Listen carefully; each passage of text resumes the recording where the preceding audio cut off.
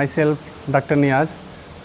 I am the Secretary of Agriculture Entrepreneur Environment and Technology Development Society from Lucknow, and we had organized an international conference also in past years, but now we are organizing a national conference in ICR, Central Agroforestry Research Institute, Jhansi, on the frontiers in agroforestry and horticultural sciences.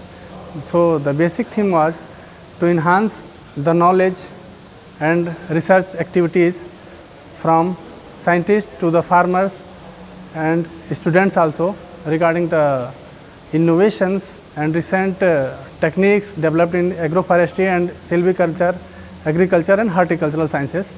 During our conferences and other events and training also, we used to emphasize on the techniques like AI tools, AI models to the agricultural students, agricultural scientists, and it will help to enhance the skills and activity and data, precision data also. Eventually, it helps to impact as well as enhance the productivity of the farmers.